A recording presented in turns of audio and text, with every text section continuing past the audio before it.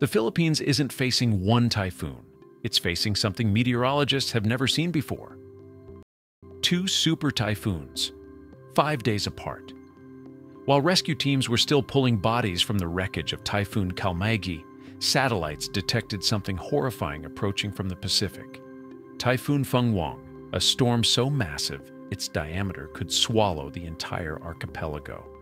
1 million people began evacuating, while 377,000 others remained displaced from the storm that had just passed. Emergency shelters designed for 2,000 people suddenly housed 8,000. Medical supplies depleted during the first disaster weren't available for the second. This isn't just weather. This is a preview of what climate chaos looks like when nature stops following the rules. And what happened next would challenge everything scientists thought they knew about tropical storm formation. November 6, 2025, 3:47 a.m. Philippine Standard Time. The Philippine National Disaster Risk Reduction and Management Council declared a national state of calamity.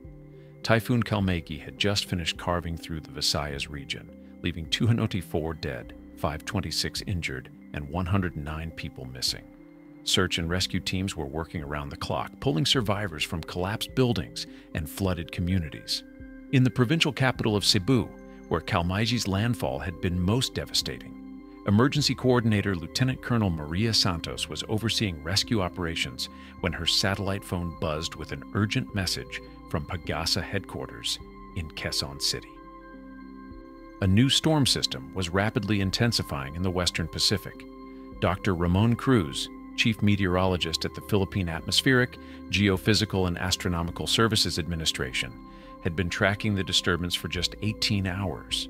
What he saw on his screens defied conventional meteorological wisdom. Within 72 hours, what started as a tropical depression exploded into Typhoon Fenghuang, packing maximum sustained winds of 185 kilometers per hour. The storm's central pressure had plummeted to 943 millibars. Its eye wall was tightening into a perfect circle, just 25 kilometers across. And its trajectory pointed directly at northern Luzon. We had never seen anything like it, Dr. Cruz would later tell reporters. Kalmygi should have disrupted the atmospheric conditions. There should have been wind shear. There should have been cooler ocean temperatures. Instead, the Pacific was acting like a storm factory. For the first time in recorded Philippine meteorological history, the archipelago would face 2 consecutive super typhoons within a single week. Emergency coordinators who were already stretched thin from Kalmygi suddenly found themselves preparing for an even larger evacuation. Evacuation centers that housed 302,008 displaced people would need to accommodate hundreds of thousands more. The logistics were staggering.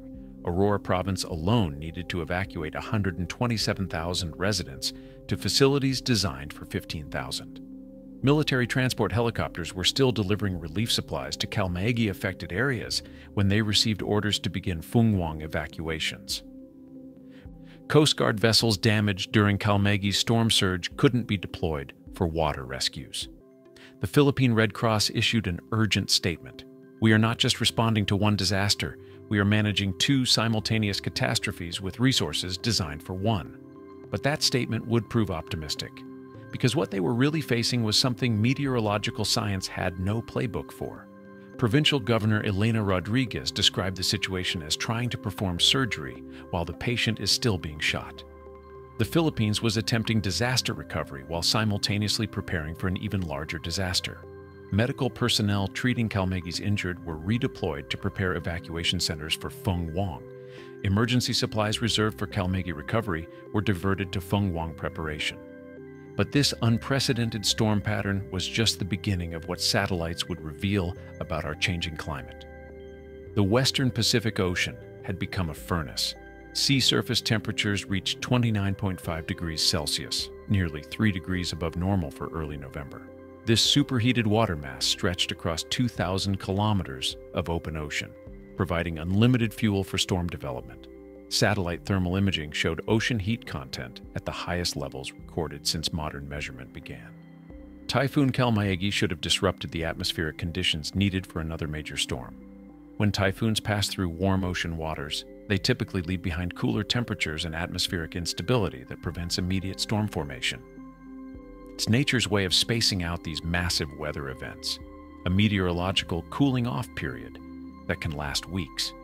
But satellite data from NOAA's GOES West weather satellite revealed something unprecedented.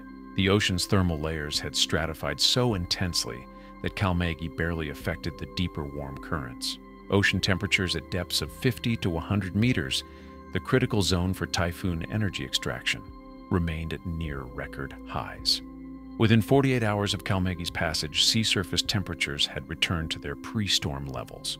The atmospheric pressure patterns that normally prevent rapid storm succession had collapsed across a corridor stretching from the Marshall Islands to the South China Sea. Dr. Aya Maria Santos from the Philippine Atmospheric Research Institute called it a meteorological perfect storm creating multiple perfect storms. The jet stream, the high-altitude river of air that typically guides storm systems and creates wind shear, had stalled in an unprecedented configuration. Wind shear, the atmospheric force that typically tears developing typhoons apart, had disappeared across a 1,500-kilometer corridor. The Madden-Julian Oscillation, a planet-scale weather pattern that influences tropical storm development, was locked in its most active phase. Normally, this oscillation cycles through active and inactive periods over 30 to 60 days. But climate scientists observed that warming ocean temperatures were keeping the oscillation locked in storm-favorable conditions for extended periods. Fenghuang didn't just form quickly. It exploded with what meteorologists call rapid intensification, gaining more than 55 kilometers per hour of wind speed within 24 hours. Satellite imagery captured the storm's eye contracting from 80 kilometers to just 25 kilometers in 6 hours. Its diameter expanded to 1,800 kilometers, large enough to cover the entire Philippines simultaneously. The storm's internal structure defied conventional models. Hurricane Hunter aircraft from the U.S. Air Force 53rd Weather Reconnaissance Squadron measured pressure gradients so steep that wind speeds increased by 70 kilometers per hour over just 15 kilometers of distance. The storm's eye wall contained updrafts reaching 18,000 meters into the atmosphere, higher than commercial aircraft fly. Dr. James Mitchell, a tropical cyclone specialist at Colorado State University, described Fenghuang as a storm that behaves like it's on steroids. Computer models designed to predict typhoon behavior consistently underestimated the storm's intensity. Traditional forecasting tools, calibrated using decades of historical data, couldn't account for the unprecedented ocean and atmospheric conditions. Yet this meteorological phenomenon echoed a terrifying pattern from the Philippines' deadliest storm in history, with one crucial difference. November 8, 2013, Typhoon Haiyan approached the Philippines with the same quiet intensity that would later characterize Fenghuang. Residents of Tacloban City watched the ocean retreat from shore, an ominous sign oceanographers call storm surge drawback. Children played on newly exposed seabed, collecting shells and starfish while adults prepared for what they expected to be another routine typhoon. At 4:40 a.m. local time, Haiyan made landfall with sustained winds of 315 kilometers per hour. The storm surge that followed reached 7.5 meters high, equivalent to a two-story building of water moving inland at 40 kilometers per hour. Entire neighborhoods vanished beneath walls of seawater carrying cars, trees, and debris from destroyed buildings. Survivors described the sound of Haiyan's winds as freight trains screaming through a tunnel that never ends. Trees centuries old snapped like matchsticks. Concrete buildings designed to withstand earthquakes crumbled under sustained winds that exceeded the design specifications of modern construction. Bodies were found 15 kilometers inland, carried by surge waters that penetrated far beyond any previous storm's reach. In Tacloban alone, more than 2,000 people died in a single morning. The final death toll reached 6,300 across the archipelago. Economic damage exceeded $2.8 billion, more than some Pacific Island nations' entire gross domestic product. But Haiyan was a single event. Recovery teams had weeks to prepare. International aid had time to mobilize. The airport in Tacloban, though damaged, could be cleared within days to receive relief flights. Evacuation centers could be rebuilt before the next typhoon season. Supply chains could recover. Medical personnel could rest and regroup. The Kalmegi-Phungwang sequence offers no such luxury. In Cebu, where Kalmegi killed 43 people just days earlier, emergency shelters designed for 2,000 evacuees suddenly needed to accommodate 8,000. Hospital beds occupied by Kalmegi's injured couldn't be cleared for Phungwang's casualties. Medical supplies depleted during Kalmegi response weren't available for Phungwang preparation. Rosa Delgado, a 67-year-old resident of Bohol who survived Kalmegi's flooding, found herself evacuating again just 5 days later. "We lost our roof to the first storm," she told aid workers. "We lost our walls to the flooding. Now they want us to leave again, but we have nowhere left to go." Her story echoed across the central Philippines. Families who had lost everything to Kalmegi were told to prepare for an even stronger storm. Evacuation centers that provided temporary shelter after the first typhoon became staging areas for the second evacuation. Emergency food supplies distributed after Kalmegi were packed again for Phungwang evacuees. The psychological toll proved as devastating as the physical damage. Dr. Patricia Mercado, a trauma counselor deployed to affected areas, described disaster fatigue setting in among survivors. "People had just begun processing the trauma of the first storm," she explained. "Now they're forced to relive that terror while still dealing with the aftermath." Children showed signs of acute stress. Adults who had spent days searching for missing relatives were told to focus on preparing for the next storm. Community leaders who had organized Kalmegi recovery efforts found themselves organizing new evacuations while their communities remained in ruins. And now, with Phungwang's landfall confirmed, scientists fear this double impact scenario is becoming the new reality across the Pacific. November 9th, 2025, 2110 Philippine Standard Time. Typhoon Phungwang made landfall in Dinalungan, Aurora Province, with maximum sustained winds of 185 kilometers per hour and gusts reaching 230 kilometers per hour. The storm's eye wall, by Sweetalakshire, was 25 kilometers of absolute calm, surrounded by the most violent winds on Earth, passed directly over communities still repairing damage from Kalmegi's passage 5 days earlier. 1 million people had evacuated northern Luzon in less than 48 hours. It ranks among the largest peacetime evacuations in Philippine history, comparable to the displacement of entire cities during World War II. Emergency coordinators moved entire barangays, some containing 10,000 residents, to higher ground using military transport trucks, helicopters, and improvised civilian convoys. The scale was unprecedented. Aurora Province's 14 municipalities implemented a total evacuation order for all coastal areas and low-lying communities. Residents loaded precious belongings onto jeepneys, tricycles, and carabao-drawn carts in scenes reminiscent of wartime refugee movements. Military personnel went door-to-door in remote areas, physically carrying elderly and disabled residents to evacuation vehicles. But the evacuations revealed devastating gaps in disaster preparedness. Aurora Province's official evacuation centers could accommodate 15,000 people. They received 127,000.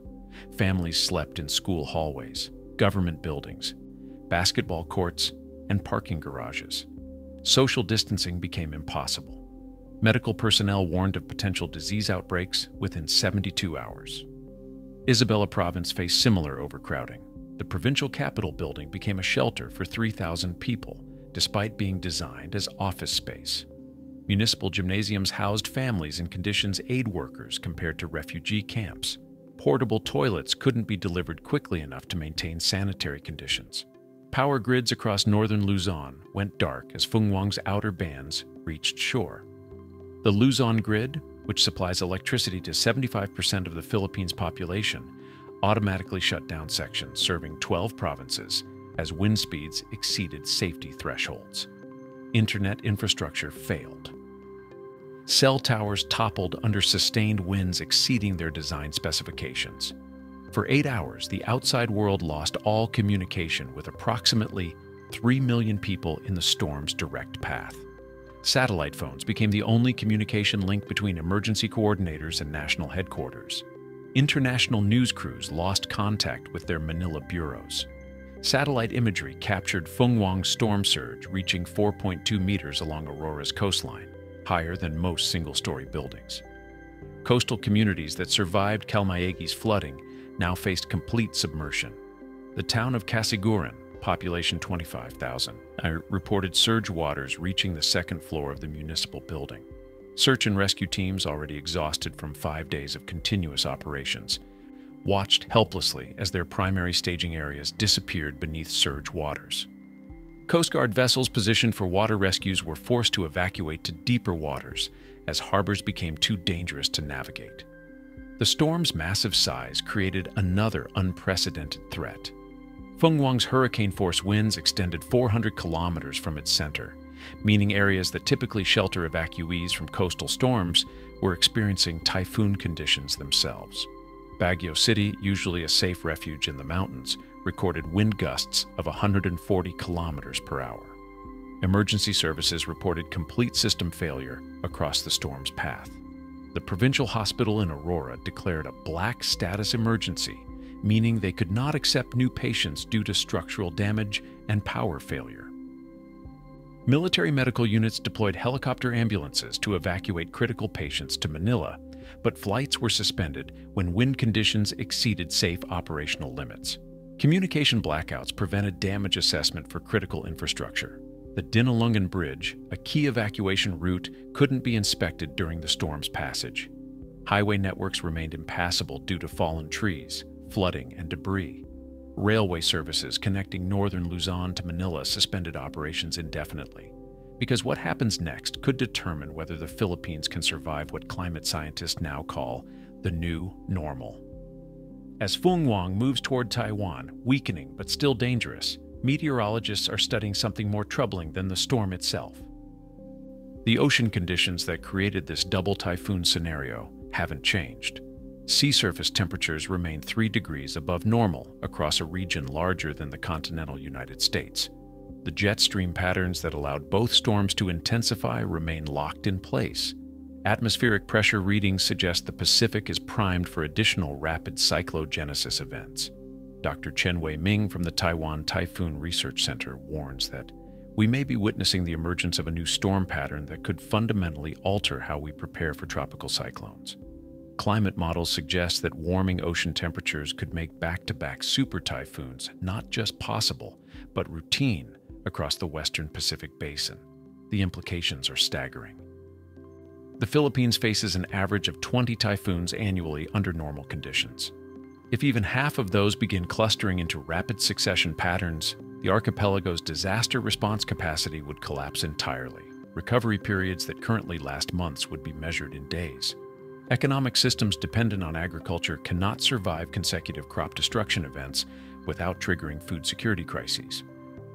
International climate scientists studying the event have reached contradictory conclusions. Dr. Sarah Williams from the University of Miami's Rosenstiel School suggests the double typhoon pattern represents natural variation within normal Pacific weather cycles. We've seen similar clustering events in historical records, she argues.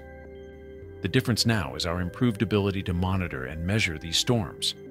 But Dr. Kenji Nakamura from Japan's Meteorological Research Institute disagrees. His analysis of Pacific Ocean heat content data spanning 40 years shows unprecedented thermal energy accumulation. The ocean has crossed a threshold, he states. We're seeing energy levels that can sustain multiple simultaneous storm systems without the normal recovery periods. The data remains insufficient for definitive answers. Climate attribution science, the field that determines whether specific weather events result from human-caused climate change, requires years of analysis.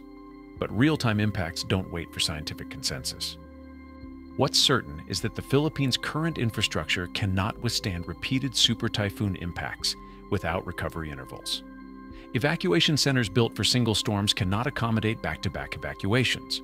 Hospital systems treating one disaster's casualties cannot simultaneously prepare for the next disaster's victims. Agricultural systems cannot survive consecutive planting season destructions without triggering rural economic collapse. The 377,000 people displaced by Kalmaegi face an uncertain future, many lost homes, livelihoods, and community connections. Recovery assistance programs designed for single-event disasters cannot address cascading impacts. Insurance systems calibrated for historical storm patterns may prove inadequate for new clustering realities. The 1 million people evacuated for Feng Huang confront similar uncertainty. Some evacuation centers have housed the same families for both storms. Children have missed weeks of school. Small businesses have lost inventory and customers. Tourism-dependent communities face extended recovery periods as visitors avoid regions perceived as perpetually storm-threatened. Provincial governments are already adapting their disaster preparedness strategies. Aurora Province is designing permanent evacuation facilities rather than temporary shelters. Bohol Province is implementing building codes that assume multiple annual typhoon impacts rather than single seasonal events. But individual adaptation efforts cannot address systemic challenges. The Philippine economy loses an estimated $2 billion annually to typhoon damage under normal conditions. If storm clustering becomes routine, economic losses could exceed the government's disaster response budget within a single storm season. Regional cooperation mechanisms face similar strain. ASEAN disaster response protocols assume member countries can provide mutual assistance during single-country emergencies. If multiple countries face simultaneous storm impacts, traditional aid-sharing systems could break down. Meteorologists continue watching the Pacific Ocean, where conditions remain perfect for the next unprecedented storm formation. Long-range forecasts suggest the atmospheric patterns that enabled Kalmaegi and Feng Huang will persist through the remainder of the 2025 typhoon season. The Western Pacific sea surface temperature anomaly shows no signs of returning to historical norms. The question isn't whether another double typhoon event will occur. The question is whether the Philippines and other Pacific Island nations will be ready when it does. Because if the past week taught us anything, it's that our old assumptions about how nature behaves no longer apply. And somewhere in the Pacific, warmer waters continue feeding the next storm system that could rewrite everything we thought we knew about survival in the age of climate chaos. Allegations of corruption surrounding flood control projects have sparked widespread anger and protests. Massive budgets allocated by the national government may have been lost to graft, leaving many projects unfinished or never started. NHK World's Celerina Del Mundo Monte has more.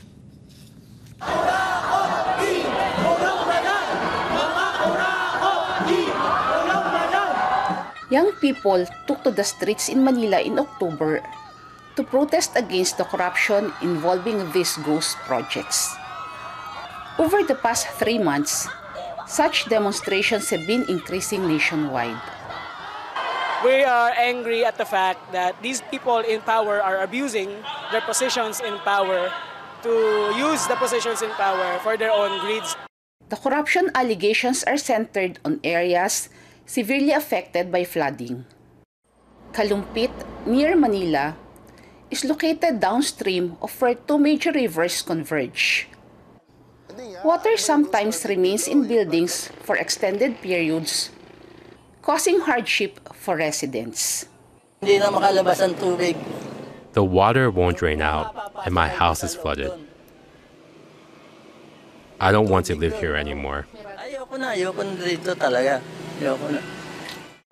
A local village councilor says about $1.5 million was allocated for a flood control gate. The project was scheduled to be completed by April, but in reality, construction has made little progress. Kalumpit government said more than half the projects could not be found at all or were never completed. I think with the billions and billions allocated for the flood control project, everything is possible. It can be controlled. In July, President Ferdinand Marcos Jr. indicated his intention to investigate the allegations. Those who are conniving to embezzle the government's funds and steal the future of our people, you should be ashamed in front of your fellow Filipinos. You should be ashamed in front of your fellow men whose houses have been washed away or submerged in the floods.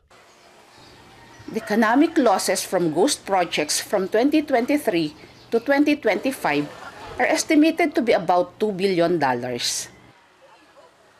At congressional hearings in September, construction firms identified some lawmakers involved in the corruption. Former government officials also admitted to paying or receiving huge kickbacks. Investigations into the scandal are shedding more light on the ghost projects. We're here to investigate from the planning, funding, and execution of these projects and find out if there was really anomalous projects involved, and at the same time pinpoint individuals who may be responsible for these projects. At least 421 of about 8,000 flood control projects across the country have been found to be ghosts.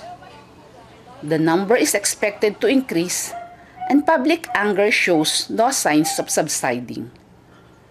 Celerina Del Mundo Monte, NHK World, Manila. Hi there, friends. I'm meteorologist Robert Speta. Today, let's talk about this tropical wave moving over the Philippines. It's not a low-pressure area, nor is it expected to become a major storm or anything like that, but it is bringing some increase in rainfall, especially across parts of Visayas, northern areas of Mindanao, including Cebu, where, unfortunately, you are still recovering, of course, from Tino. And even not just there, parts of Leyte and Samar are all still recovering over towards Pinay. But the problem is, you just get some more rain on top of that, and of course it does cause problems. And this is bringing in an abundance of moisture coming in from the east, and kind of see where this tropical wave is. But at least at this time, Pagasa is not rating it a low pressure area. I think JMA is, but they do have some warnings out on it saying, the ITCZ, that's what they're calling it, is bringing some rainfall across parts of Palawan, Visayas, and Mindanao with light to moderate rain and localized thunderstorms, which of course is always, whenever you get that, can cause some local river level rises. So they are warning on it in that sense, but no one is saying this is developing as something big. It will eventually, though, move towards the west, and then start to impact Vietnam, where we could be looking at it interacting with the northeast monsoon. And I'll get to that in a second. See here, the ECMWF on the left, the GFS on the right. GFS is the only model really even slightly indicating this area and any potential impacts from it. The ECMWF is like, yeah, it's not worth my time of devoting, energy to the low-level center to it. But here's another look at the satellite imagery, just showing that convection coming in from the east, picking up a little bit of moisture, and it runs into those islands of Visayas. You get a little bit of uplift with orographic lifting. That's what the mountains cause, and that's going to cause some of that to rain out and increase those showers out here for you. And then we just take a look at our guidance from the ECMWF, just kind of showing not much, the trough moving towards the east, but if you look towards the northern part of the map, you can see right here along the east coast of Vietnam, that moisture does start to interact with the northeast monsoon, and I do believe this is really going to increase showers for our friends out here, for example, around like Da Nang areas here, where, just over the past month, you've also seen some very serious flooding, so naturally, some pretty decent impacts with that, and you can kind of see where that wave is marching right. There's a leading edge on Saturday, but then at the same time, let's look towards the north, because a high pressure ridge is going to try to set up, and as that builds in out of Siberia, here it comes. There you go. You can always see, because look at the tight isobars over Japan, going to create some solid sea effect snow. But also when those isobars start to work their way this way, that's a cold surge. The northeast monsoon might even set up a little bit of a shear line. That's going to usher in just these kind of cooler, drier winds. Relatively drier, I should say, because northern areas of Luzon are still going to see some cloudy skies and local chances of precipitation out here. And you can even see here, this is a really good graphic to give you an indicator of that surge. Watch it. Here it comes. And then you get those big old fat waves across the East China Sea over towards the West Philippine Sea. And it just crashes down towards the south. Pretty neat to see, in my humble opinion. Now, I do also want to show you this, though. Let's jump over to infrared satellite imagery. It's kind of cool to see, a little hard to see on this because IR doesn't pick it up too much, but this is another indicator of the northeast monsoon. Look at the little swirl. See the little swirl here? Another swirl there? That's coming off of Jeju-do. Jeju Island, and that is because the winds coming from the north, they hit that island, and they call these what we call von Karman vortices. Fun little word there for you, indicator of those cold surges and the northeast monsoon setting up. But Robert, What about the model on 22nd or 23rd? Does it show something? All right, let's talk about this. So this is the 23rd with the Google DeepMind, kind of shows something here. We jump over to the GFS, also on the 24th. Shows a little something. Here's the deal, 7 days out. Models are not going to be accurate. Think of chaos theory. Think of Plinko or Pachinko if you're from Japan. Plinko if you're an American and you watch Price is Right. Pachinko is where it comes from. That is the game, the slot machine game. If you start up higher, it's a higher chance of wherever your ball is going to go. The same deal. The further out you go with these numerical models, the further out. If there's one little error, that error compounds and the further away you get from actual truth. So this is why whenever we say 7 days out, yeah, some of the models are good, but there's always uncertainty, obviously. And this is what the ECMWF shows at the same time. So people that are sharing that with no context are just trying to fool you, or they're just trying to scare themselves instead of actually showing. That's why I always comment if I ever see something like that. What about the ECMWF? No one ever replies, obviously, because the ECMWF doesn't show anything. The ensembles don't show anything, nor is there really an initializing area of convection. As most of the Western Pacific outside of our little tropical wave, it's dry at this time. So that's just something to keep in mind if you are worried about some of those long-range models. Always want to wait till it gets a little bit short term, a little bit closer to reality and closer to time when we're talking about that. But, it is that time of year where the high pressure, the subtropical ridge is in place. So, of course, we're going to watch this area here.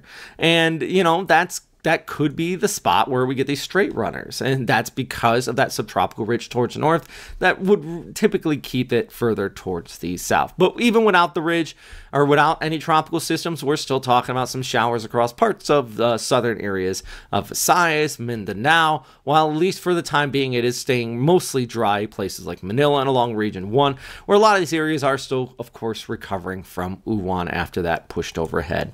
All right, so I'll wrap it up here. My next update, I'm going to have the Patreon members back up here. I'm just working on some new graphics for that. But I do want to remind you, if you want to support this channel, you could check out that Patreon link down below. I will never, ever put this behind a paywall. Your support is simply just to help support. Put a lot of hours, a lot of time into all these updates, all these graphics, all this information, and your support just truly does help. But one thing I do want to stress though is that if you can hit that subscribe button, it truly does go a long way in helping out the channel. And don't forget, we are not an official agency by any means, nor have we ever claimed to be. I understand a lot of people like to follow us, but make sure you get your official information or check multiple sources. If you think I'm wrong, check some actual factual sources like Pagasa or JMA to get your forecast. And if they say something different than me, you can call me out on it. Do not share a Facebook post showing some AI slop saying, well, this says this. that will drive me nuts. So as always, though, number one thing is stay safe. That's the key thing here, friends. And I hope you have a fantastic day. The Philippines is slammed with a typhoon less than a week after another storm just devastated the region. Feng Huang now downgraded from a super typhoon to a tropical storm, wreaking havoc on Taiwan right now. This video is from today. Video from Sunday shows the impact Feng Huang had on the Philippines when it made landfall. Families still picking up the pieces. Many people's homes completely swept away. Now, one family in Bloomfield Hills contacted us because they're worried about their aunts and cousins, nieces and nephews living in the Philippines. So we're going to bring in Clara Reed, her sister April, and her daughter Leilana. And we do appreciate you ladies taking the time to speak with us, especially during these circumstances. Tell me a little bit more about what your family is going through just in the past few days after this disaster. So right now they are struggling with getting food, water, resources to restore their electricity, clothing, and the disaster is mud is caked in their homes. So the cleanup inside their homes is just as awful as what it looks like on the outside. And they're just trying to get government aid right now, and it's very difficult for the money to be spread across the whole area and for emergency units to come in through the roads because they're landslides and so forth. So it's a difficult time for them to get that aid. Now we do have some of the conditions are. I was going to say, we have some video from during the typhoon. Talk to us a little bit about what your family did when that typhoon hit. So they did not expect the water to be that high. They have a river that's nearby, and the barricade, the flood controls failed.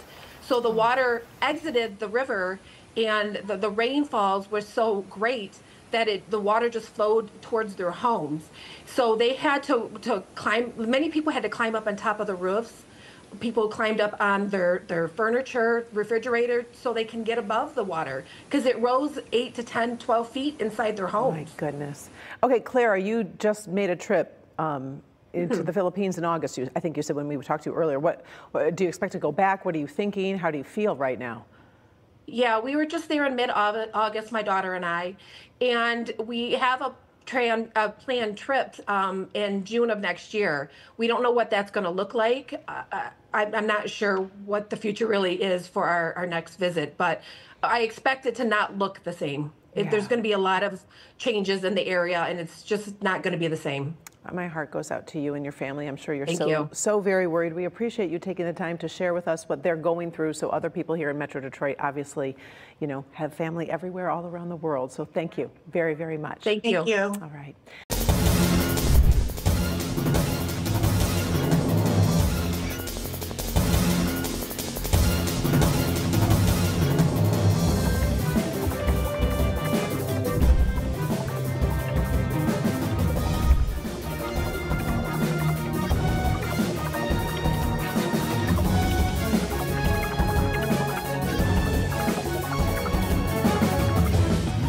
ABS-CBN News Center, Manila. Ito ang TV Patrol! Pumanaw na ang veteranong politiko na si Juan Ponce Enrile sa edad na 101. Ayon sa kanyang anak na si Katrina Ponce Enrile, namatay ang kanyang ama ilang minuto bago mag-alas 4:30 ngayong Huwebes ng hapon kasama ang kanyang pamilya sa kanilang tahanan. Ani Katrina, hiniling ng kanyang ama na sa bahay magpahinga matapos siyang ma-confine sa intensive care unit para makasama niya ang kanyang mga mahal sa buhay bago pumanaw. Nagpaabot na ng mensahe ng pakikiramay si Pangulong Ferdinand Marcos Jr. na hinirang si Enrile sa kanyang serbisyo sa bayan na mahigit 50 taon. Pinuri din niya ang kanyang Chief Presidential Legal Counsel at nagpasalamat sa kanyang tito Johnny na buong pusong nag-alay ng buhay sa bayan. Sinabi naman ni Senate President Vicente Sotto III na inalay ni Enrile ang kanyang buhay hanggang sa huling sandali sa serbisyo publiko at inalala ang kanyang legasiya na mananatiling buhay sa Senado. Ikinalungkot din ni Sotto ang pagpanaw ng kanyang katrabaho, mentor at kaibigan. Kalaboso ang isang lalaki matapos sumanong manloob sa isang tindahan sa Valenzuela City. Paliwanag ng sospek, kinailangan niya ng perang pamasahe pauwi ng probinsya. Nagpapatrol, Bea Cuadra. Naabutan pa ng mga taga-barangay at pulis ang lalaking ito sa loob ng tindahan na pinasok niya sa barangay Paso de Blas sa Valenzuela City noong Lunes ng madaling araw. Agad pinalabas ang lalaki na tila nagmamatigas pa. Ayon sa Chief Investigation and Detective Management Section ng Valenzuela Police Station, nagduda ang may-ari ng tindahan nang umuwi siya at makita na may tsinelas at payong sa loob. Kaya agad siyang humingi ng tulong sa barangay at nagrorondang pulis. Agad naman pong dumating ang ating kapulisan at barangay na nagresulta sa pagka-aresto ng ating suspect na nasa loob ng tindahan po ng ating biktima. Ayon sa PNP, sa bintana ng tindahan dumaan ng sospek kaya nakapasok ito. Inamin naman ng sospek na plano niyang magnakaw sa tindahan para may pamasahe pa uwi ng Tacloban. Mag-iisang buwan na umano siya sa Maynila pero hindi siya makahanap ng trabaho kaya uuwi na lang ng probinsya. Paalam po ako sa lola ko na maghanap po ako ng trabaho. Nung dumating po ako, sabi ng kaibigan ko na sasamahan niya ako na maghanap ng trabaho. Tapos nung naghanap kami, siya lang yung nakapasok, ako hindi po. Pursigido ang may-ari ng tindahan na sampahan ng reklamong trespass at dwelling ang suspect na nakakulong ngayon sa Custodial Facility Unit ng Valenzuela Police Station. Bea Cuadra, ABS-CBN News. Sa ibang balita naman, kinumpirma ni Justice Secretary Frederick Vida ang pagkakatalaga niya bilang kalihim ng kagawaran sa pagdiriwang ng ika-89 na anibersaryo ng National Bureau of Investigation ngayong Huwebes. Sa kanyang talumpati, hinikayat ni Vida ang mga ahente ng NBI na patuloy na maglingkod ng tapat sa publiko. Binigyang diin rin niya ang kahalagahan ng pananagutan. Iniutos ng kalihim sa NBI na pagtuunan ang investigasyon ng flood control projects. Pumasok sa Department of Justice si Vida noong 2023 at umangat sa iba't ibang ranggo bago itinalagang officer in charge noong Oktubre matapos maghirang na ombudsman si dating Justice Secretary Jesus Crispin Remulla. Opisyal nang nanumpa si Finance Undersecretary Attorney Charlito Mendoza bilang bagong commissioner ng Bureau of Internal Revenue o BIR. Pinangunahan ni Pangulong Ferdinand Marcos Jr. ang panunumpa ni Mendoza sa Malacanang ngayong Huwebes. Isang araw ito matapos siyang italaga ng Pangulo sa naturang posisyon. Pinalitan ni Mendoza si Romeo Lumagi Jr. na naupo bilang hepe ng ahensya noong November 2022. Dating pinamunuan ni Mendoza ang Revenue Operations Group ng Department of Finance at siya rin ang nangasiwa sa operasyon ng BIR at Bureau of Customs. Sa isang pahayag, nagpasalamat si Lumagi sa naging kasamahan sa BIR na pinuri niya sa kanilang sipag, malasakit at professionalism. Nagpasalamat din siya sa Pangulo at kay Finance Secretary Ralph Recto sa kanilang tiwala sa kanyang panunungkulan. Wala pang paliwanag ang palasyo kung bakit pinalitan si Lumagi. Sa ibang balita naman, 4 na coastal barangay sa San Luis, Aurora ang napuruhan ng storm surge dulot ng bagyong Uwan. Maraming bahay at bangka ang nawasak, pero laking pasalamat ng ilang residente na walang nasawi dahil sa maagap na paglikas. At live mula Baler, Aurora, nagpapatrol Dennis Datu. Dennis, nakarating na ba ang tulong sa mga residente dyan? Karen, sa pagkalma ng dagat kahapon ay nahatira na sila ng tulong mula sa LGU at mga family food packs mula sa DSWD. Walang ibang paraan para marating ang lugar kundi ang pagsakay sa bangka.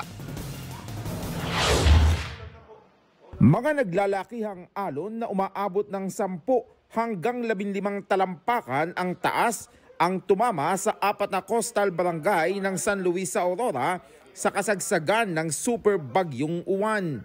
Hindi na makita mga rock formation at halos lamunin na ang gusali ng fish port sa barangay de Capinisan. Ayon sa mga residente, ito ang unang beses nilang nakakita ng ganong kalalaking alon sa kanilang lugar. Mga silang bangka at mga bahay ang iniwan ng mga dambuhalang alon. Nawala na nga ng kabuhayan, nawalan pa ng tirahan ang maraming residente. May anak po akong nasa PWD kampo ay lagi siya naka-wheelchair. Wala po akong kasamayan na sa buhay, kaya susulo na lang po ako rito, ay bahala na po. Bahala lang. Kung anong pangyarihan. Abala naman si Arnold sa pagkukumpuni ng nasirang bangka para makapangisda na dahil kailangan na niyang kumita para sa pamilya. Para po kaming napilayan po sa paghanap buhay. Gawa lang po, ito lang po ang pag-asa po namin dito eh. Mahirap po talaga, lalo na po may anak pa po akong ng dudo, gatas. Kahit ang mga pananim sa bukid gaya ng saging ay hindi na rin mapapakinabangan. May halos 2,000 pamilya ang 4 na coastal barangay na nangangailangan ng tulong. Kaya po sana kung may mga makakatulong po sa amin para muli po kaming makabangon at maipagawa po namin yung aming mga nasirang bangka ay lubos po naming pasasalamatan. Pagsakay sa bangkal lamang ang paraan para marating ang mga coastal barangay ng Dibayabay, Dikapinisan at Dimanayat. Pagkalma ng dagat itong Miyerkules, naihatid na ang paunang tulong sa kanila. Habang ang barangay Dibut naman ay narating na rin ng tulong kahit mahirap ang daan sa bundok. Para sa mga lokal opisyal ng San Luis, ang pagsunod ng mga residente sa abiso na lumikas ang naging susi kaya walang nasawi. Kung hindi talaga nagkaroon ng maagap na evacuation, marami po talaga ang number of deaths kasi sa bilang po ng pamilya na 5,211 yung buong 4 coastal barangays. So mga 1/4 po nun ay nakareside along the coastline. Plano ng permanenteng i-relocate ng LGU ang mga nakatira sa danger zone. Bibili kami ng lote doon na pwede silang ilipat ng tirahan. Sana matulungan kami pa ng gobyerno. Makapagpagawa tayo ng mga housing project na medyo para safety sila. Kung zero casualty sa Aurora, marami naman ang nasawi sa Super Typhoon Uwan sa ibang probinsya. Sa tala ng NDRRMC, umabot na sa 27 ang bilang ng mga namatay. 2 naman ang nawawala pa sa Kalinga at 36 ang nasugatan. Iniulat din ng NDRRMC na umaabot na sa 85,000 na mga bahay ang napinsala. Karen, ayon pa sa ulat ng NDRRMC ay umaabot na sa 4.6 milyong individual o katumbas ng 1.3 pamilya ang naapektuhan ng super bagyong Uwan sa 16 na rehiyon sa bansa. Karen. Maraming salamat, Dennis Datu. Tiniyak ni Pangulong Ferdinand Marcos Jr. na may mga makukulong sa mga sangkot sa maanumalyang flood control projects bago magpasko. Nangako rin ng Pangulo na agad ipakakansela ang pasaporte ni dating Ako Bicol Party List Representative Zaldico kapag masampahan na ng kaso ang dati niyang kaalyado. Nagpapatrol, Katrina Domingo. Makukulong na sila. Wala silang Merry Christmas. Kumpiyansa si Pangulong Ferdinand Marcos Jr. na may makukulong na mga tiwaling opisyal at mga individual na sinasabing sangkot sa mga maanumalyang flood control project bago matapos ang taon. Ayon sa Pangulo, nasa 37 individual ang nasa paunang listahan ng mga sasampahan ng kaso sa lalong madaling panahon. Pasukan niya sa listahan ang mga kontraktor, mga opisyal ng pamahalaan at mga mambabatas. Pero sa ngayon, hindi pa anya kabilang sa listahan ang kanyang pinsan na si dating House Speaker Ferdinand Martin Romualdez na nabanggit na rin sa mga nakaraang investigasyon ng Senado. If something else comes out, then he might have to be answerable for something.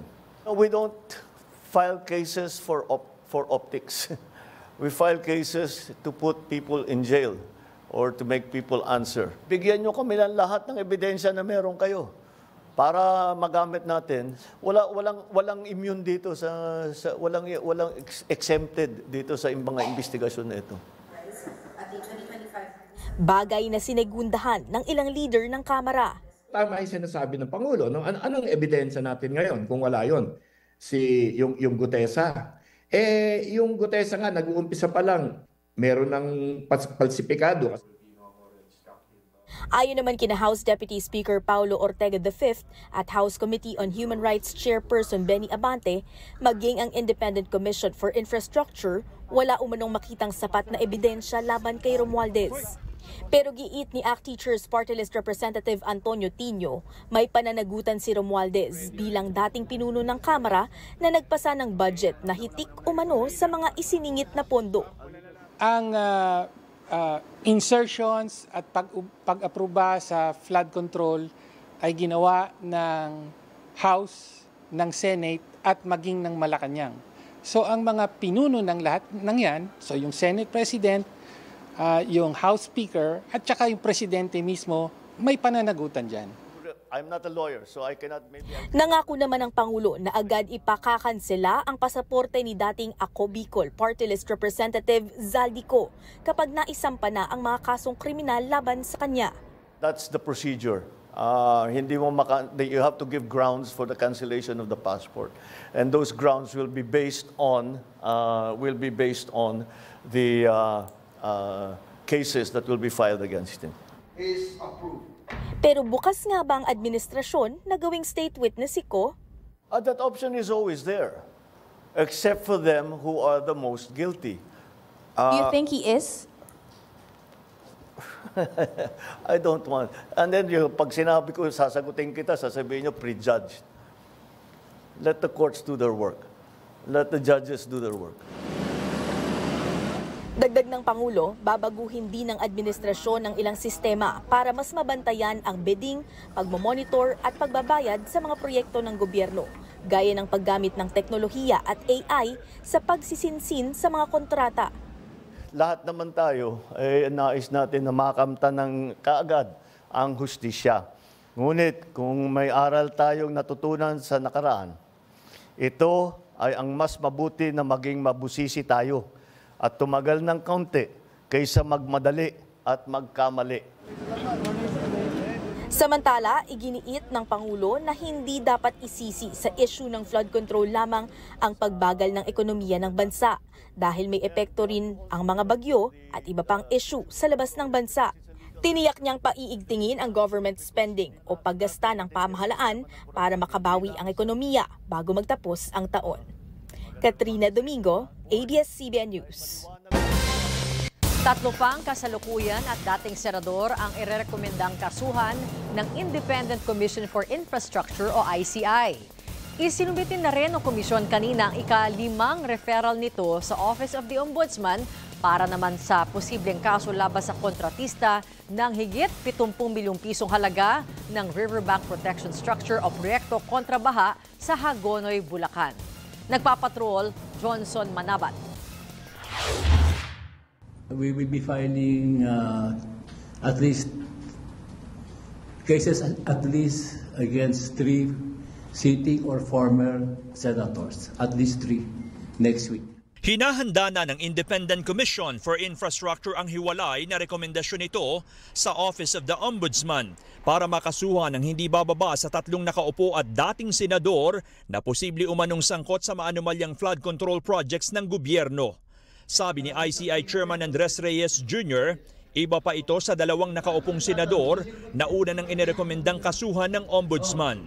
Nitong Huwebes, isinumiti na rin ng ICI ang ika-5 referral nito sa Ombudsman matapos madiskubre ang panibagong ghost project sa Bulacan.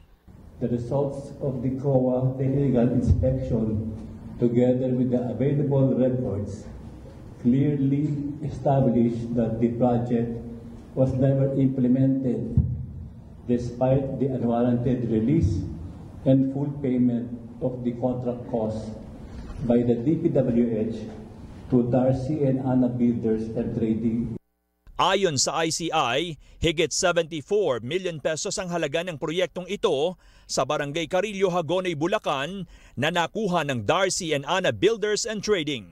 Pero nadiskubre na isa pala ito sa mga itinuturing na guni-guning proyekto sa probinsya. Batay sa isinagawang inspeksyon at mga dokumento mula sa Commission on Audit, walang naitayong river protection structure sa lugar. Bukod sa kontratistang si Darcy Respicio, kasama rin sa mga inirekomendang kasuhan sina dating DPWH Bulacan 1st District Engineer Henry Alcantara, Bryce Hernandez at iba pang opisyal ng kagawaran. Sabi ng ICI, kasama sa mga posibleng kaso laban kina Alcantara at iba pa ay ang paglabag sa Anti-Graft and Corrupt Practices Act, malversation of public funds at government procurement law.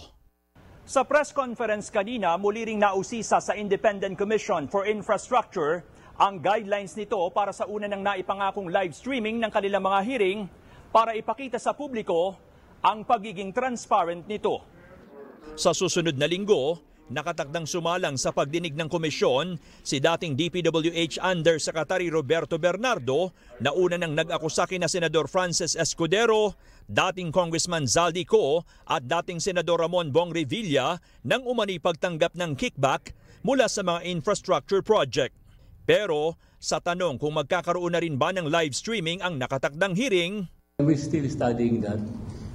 We might have something for you on that matter maybe next week. We might ask the person if he wants a live streaming because these are potential witnesses, and if they feel harm to their, harm or threat to their safety, we might ask for that. But there's no yes or no right now on that. Kasama rin sa mga una ng pinadalhan ng sabina si dating Ako Bicol Party List Representative Zaldico na nasa ibang bansa pa rin. Pero wala pang tugon na pasabi ang kanyang kampo kung haharap ito sa pagdinig ng komisyon. Johnson Manabat, ABS-CBN News.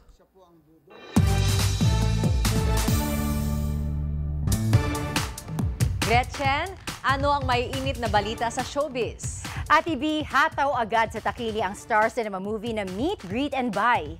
Pumalo sa mahigit 10 milyong piso ang kinita nito sa unang araw pa lang ng pagpapalabas. Muli namang nakakuha ng all-time high viewership ang seryeng What Lies Beneath. Nagpapatrol, Gainiel Krishnan. Patuloy ang mga pasabog na eksena sa suspense thriller series na What Lies Beneath dahil sa mga twist na binibigyang buhay ni Janela Salvador, Charlie Dizon, Kyla Estrada, Sue Ramirez, Jake Cuenca at JM De Guzman. I feel like it would cater to so many different likes of different audiences, from the young demographic to the older generation. I feel like there's something about the series that they would appreciate. Becoming a mom was one of the most beautiful things that ever happened to me. So finally being able to put it in practice, to be able to actually apply it to my job, to my role, it's nice. It parang adds a different layer to my acting. Nakapagtala ng all-time high viewership ang What Lies Beneath noong Biyernes na pumalo sa higit 500,000 sabay-sabay na nanood ng episode. Handog naman ang I Want ang pinakabagong reality series na A Fam Wives Club. Iikot ang reality show mula sa dating, falling in love, hanggang pagbuo ng pamilya kasama ang kanilang foreign partners. Sa grabing popularity ng 30 Day Fiancé, bakit wala pang nakagawa ng isang full-length na reality show na mag-focus sa mga AFAMs at AFAM wives? The whole concept of AFAM has been here for so long, di ba? Pero ito yung parang we were really offering a different flavor this time. Kasama sa cast na Marie Fowler, Kaylin Trajano, Luis Catapab, Landon Moore, Michael Mazur-Kiwix, Julia Chu, at Natalie Hart. This is the first time I'm gonna do a reality show about my life. Kasi yung mga ginagawa ko naman, acting lang yun eh. It's a character. First time ko talagang ipapakita yung totoong ako. Libreng mapapanood ang unang episode ng A Fam Wives Club sa I Want, habang ang mga susunod na episode ay exclusive na mapapanood sa platform. Samantala, pumalo agad sa higit 10 milyon ang kinita ng family drama movie na Meet, Greet and Buy sa unang araw pa lang ng pagpapalabas sa mga sinehan. Naki-meet greet pa si Bel Mariano sa ilang block screening ngayong hapon. And I'm just so happy and I just can't wait for others, of course, to experience Meet, Greet and Buy.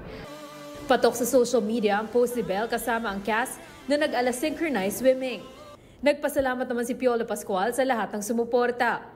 Habang si Joshua Garcia napa-throwback sa ilang moments kasama ang cast. Patuloy na mapapanood ang Meet, Greet and Buy sa 510 cinemas sa buong bansa at abroad. Gainiel Krishnan, ABS-CBN News. Pasintabi sa mga manonood dahil sensitibo ang balitang ito. Nasa gitnang National Bureau of Investigation ang 2 menor de edad. Isa sa kanila ay child with special needs na ibinubugaw umano online ng sariling ina. Nagpapatrol, Zian Ambrosio. Sa isang liblib na lugar sa Bulacan, nagpunta ang mga operatiba ng NBI Human Trafficking Division. Dito itinuro ng GPS ang coordinates mula sa isang cellphone na natunto ng United States Homeland Security na pinagmumula ng mga malalaswang video ng 2 batang Pilipina edad 7 at 8 taong gulang. Nakuha mga video mula sa ilang naarestong sex offender sa Amerika. Pagdating sa bahay na ito, naabutan ng mga ahente ang 38 taong gulang ng ginang na siya umano nagbebenta online ng mga malalaswang larawan at video ng sarili niyang anak na isang child with special needs na nakaratay sa kama. May kasama rin siyang isa pang bata. Naka-uncover po sila ng chat logs between a Pilipina and an American national. So, binerify po natin yung information na binigay ng HSI at na-confirm po natin yung identity nitong ating local facilitators. So na-locate po natin yung subject somewhere in Bulacan at upon verification po, nalaman natin na yung biktima po pala ay isa doon sa mga biktima ay kanyang anak. Sa isang silid ng bahay, nasa gitna ng operatiba ang mga bata. Ayon sa investigasyon, sa kabila ng kalagayan ng bata, hinuhubaran ito ng ina at ipinapadala ang kanyang mga larawan at video sa mga kliyenteng Amerikano online. 1,000 isang customer. Yan, pero depende po. Minsan po kahit 5 days po nandoon, wala naman pong makukuha. Ganon. Bali, tsaga-tsaga lang kung meron para pantustos. Ayon pa sa ina, nagawa niya ito dahil wala silang nakuhang sapat na tulong sa pagpapagamot. Lumapit ako minsan. Gusto ko kasing kahit din po sa government namin na kahit man lang maintenance, marami silang hinihingi requirements. The same time, pumunta nga ako. Nung one time, binigyan nila ako ng 500. Nagsisisi po ako pero yun po, no choice po talaga eh. Ala naman po akong ibang pwedeng solusyon. Sasampa ng NBI ang suspect ng paglabag sa batas laban sa online sexual abuse and exploitation of children. Sinasabi nila, wala namang humahawak, walang epekto dun sa bata, normal lang naman, nakunan lang ng video. Mali po yun. Dahil lalaki po ang ating mga anak, magkakaroon po yan ng tatak kung ano yung naging kapalaran nila nung sila ay bata. Kasalukuyan dumaraan sa psychosocial intervention ang 2 batang na-rescue. Ihihiwalay na rin sa suspect na ina ang kanyang anak. Ayon sa NBI Human Trafficking Division, dahil naiibang sitwasyon ng isa sa 2 biktima, dadalhin siya sa isang shelter o pasilidad na tumutugon sa kanyang mga espesyal na pangangailangan. Zian Ambrosio, ABS-CBN News. Wala pang epekto sa mga pangunahing bilihin ang pagsadsad ng palitan ng piso kontra US dollar. Ayon po yan sa Department of Trade and Industry. Inamin naman ng DTI na may ilang produktong pang Noche Buena na nagmahal pero mas marami umano ang napako o bumaba pa ang presyo. Nakabili na ng ilang produktong panghanda sa Pasko sina Michelle. Baka kasi tumaas pa umano ang presyo at dagsaan na ang tao kapag malapit na ang holiday season. Pansin po namin kasi mas mababa po yung presyo pag mas maaga po. Kasi pag palapit na po yung Pasko, mas mataas po yung bilihin. Ang asawang si Brian may diskarte para kahit papaano'y makatipid sa pang-grocery. Try other brand kasi minsan same quality lang naman kasi yung mga trusted brand na syempre nandun na matagal na siya sa industry kaya mas mahal. Kinumpirma ng isang supermarket association na marami ng produktong pang Noche Buena ang nagtaas ng presyo bago pa man ang holiday season. Sagot ng DTI, totoo naman na may mga nagmahal na. Pero ang importante, may choice pa rin ng mga consumer, depende sa kaya ng kanilang budget. Sa tala ng DTI, kabilang sa mga nagbaba pa ng presyo ang ilang brands ng hamon. Mas marami naman ang nagbago ng presyo pero kagaya ng maraming basic at prime commodities, hindi kasi lahat ng pang Noche Buena products na momonitor ng DTI. Yung choices ng no price increase po or same prices as last year is madami po. So marami po silang pagpipilian na yung presyo natin ay we retained the price of 2024. Nung mga hindi na monitor, merong mga nagtaas, medyo malaki. At merong nag-shrink ang size pero ang price hindi kasi laki ang shrink. So may shrinkflation. Pinawi rin ni Secretary Roque ang pangambang sumipa ang presyo ng bilihin dahil sa pagsadsad ng piso kontra US dollar. Nagsara ang palitan kahapon sa pinakamababang antas na 59.17 pero kanina nakabawi ng bahagya ang piso at nagsara sa 59. Yung nabili na po yung mga raw materials months before. So hindi pa po siya matatamaan itong dollar price na to kasi nakapeg na po siya dun sa presyo ng dollar during the time it was purchased. Sabi nila, maganda naman yan para sa ating mga pamilyang may OFW dahil ang dolyar nila ay mas magiging malakas. Pero ano lang yan panandalian na ganansya lang yan dahil pag sumipa na ang inflation, malulusaw kung anuman ang mga ganansya na nakita ng may hawak na mga dolyar dahil sa pagtaas din ng inflation. Babala naman ng ilang grupo, hindi rin maganda sa mga consumer sa kalaunan ang price freeze o pagpigil sa paggalaw sa presyo ng mga pangunahing bilihin. What's good for consumer today may not be good for the consumer in the future. Kapag nag-pull out ang investors, nagbawas ang manufacturing sector, no? I mean, it's not gonna be most important na naman tayo. Nauna na nagdeklara ng isang taong nationwide state of calamity si Pangulong Marcos, kaya 6 na pong araw nakapako ang presyo ng mga pangunahing bilihin na sakop ng suggested retail price ng gobyerno. Nagsagawa po ng clearing operations ang Metropolitan Manila Development Authority o MMDA sa Maynila nitong Huwebes bilang paghahanda sa paparating na Pasko. Sinuyod po ng MMDA ang langkalya sa Tondo tulad ng Saragosa, Moriones at Tayuman para tanggalin ang mga sagabal sa daan at masiguro ang maayos na daloy ng trapiko bago ang pagdagsa ng mga tao tuwing Kapaskuhan. Ayon kay MMDA Special Operations Group Strike Force Head Gabriel Go, gusto nilang masiguro na ang mga kalsada tulad ng mabuhay lanes ay nagagamit ng maayos para magkaroon ng mas mabilis na oras ng biyahe ang mga motorista. Tinututukan din ng operasyon ang mga sasakyan na ilegal na nakaparada, mga nagmomotor na walang helmet at mga sasakyang humaharang sa mga bangketa at kalsada. May ilang sasakyan din ang hinatak habang isinasagawa ang operasyon.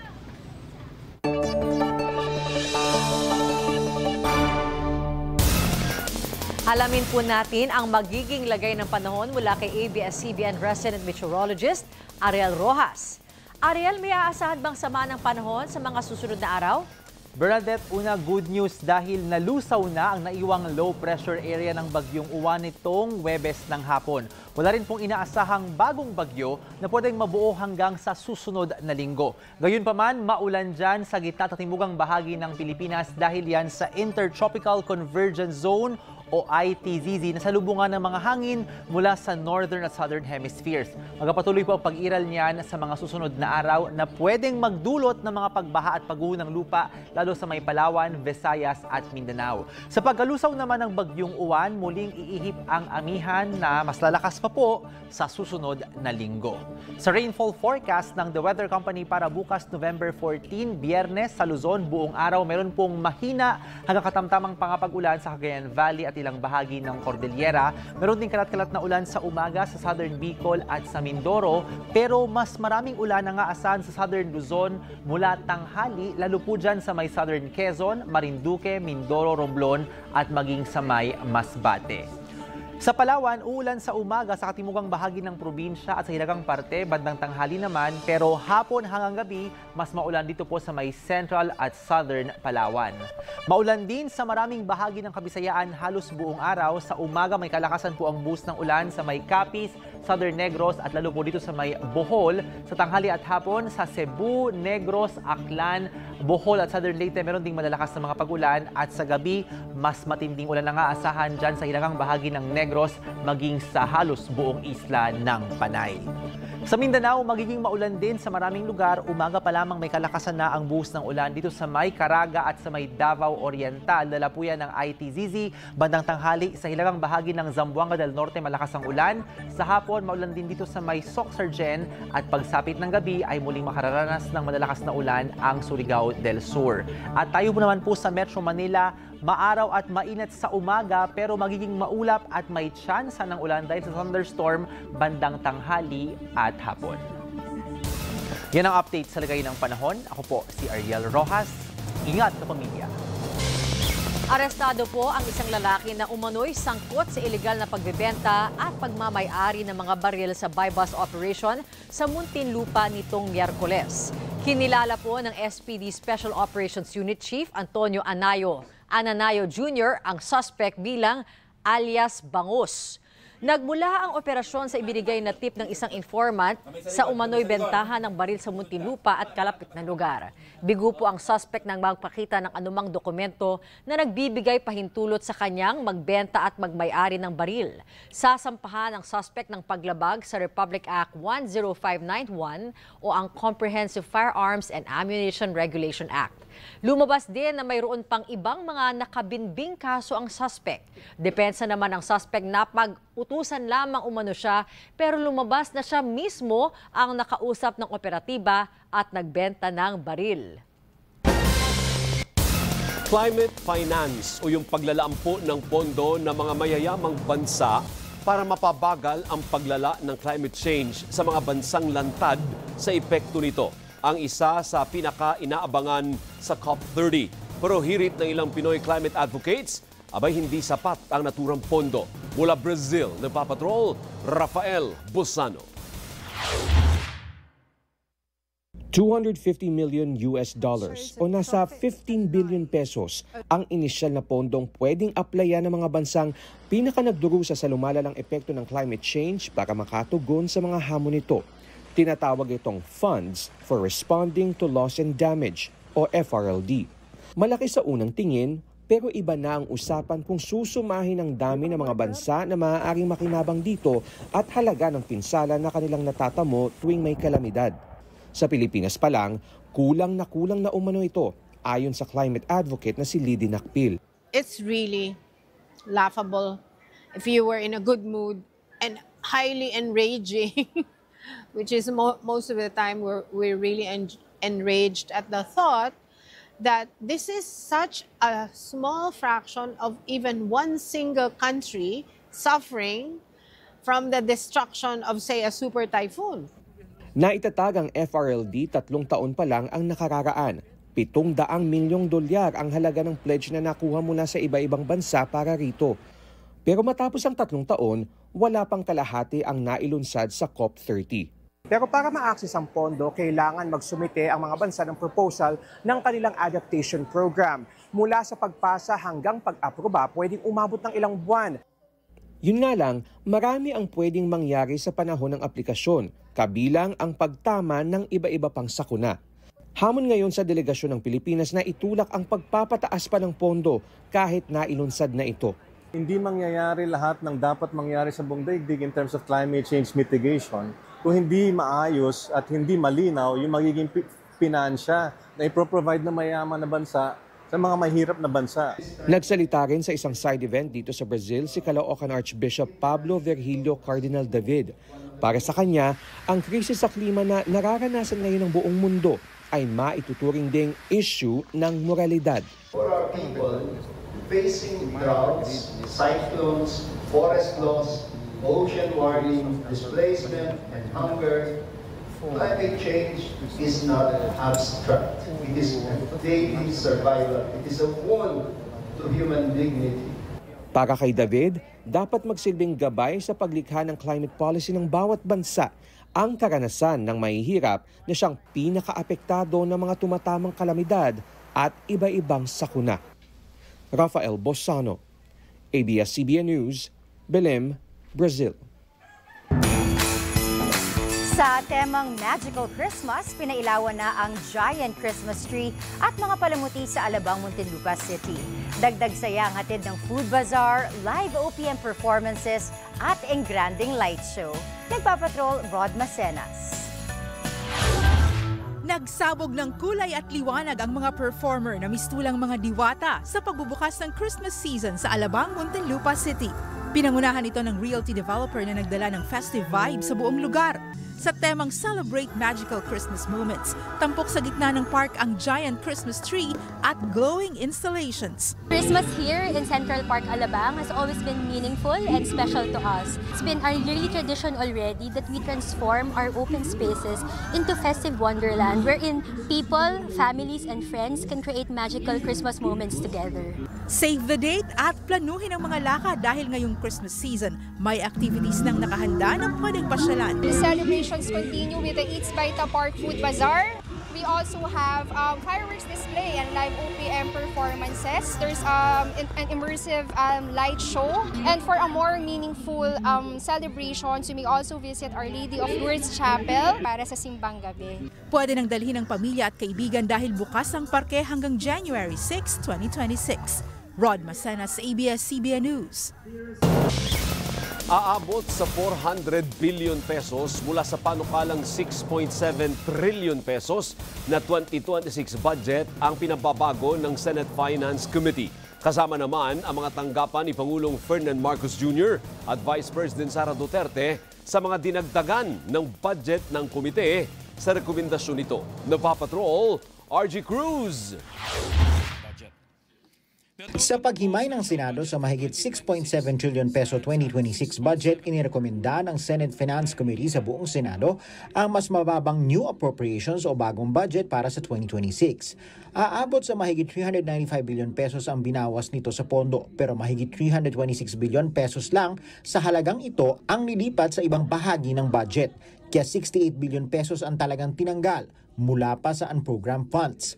Paliwanag ni Senador Sherwin Gatchalian dahil dito sa mga nabuking nila sa flood control scandal. During the budget hearings, one of our most painful discoveries was that unprogrammed funds that turned into a magnet of corruption. In 2023, the total amount for flood control projects that was sourced from unprogrammed funds stood at 25.25 billion. In 2024, the amount increased to 85.78 billion. Dahil din sa flood control scandal, kasama rin ang Department of Public Works and Highways sa listahan ng mga ahensyang pinatatapyasan ng komite ang budget. Mahigit 55 billion ang pinatatanggal ng komite sa bersyon ng Kamara ng DPWH budget. Iniwasan na rin ang mga nakitang red flag sa mga dating budget ng kagawaran. As an additional safeguard against corruption, all DPWH projects have station ID numbers, bridge IDs, and school IDs included in the committee report.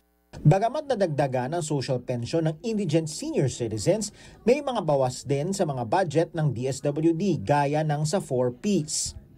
A total of 101.8 billion pesos will be allocated for 4Ps, enough to sustain the cash grants of around 3 million existing household beneficiaries and to extend coverage to about 500,000 new near-poor households identified through the community-based monitoring system.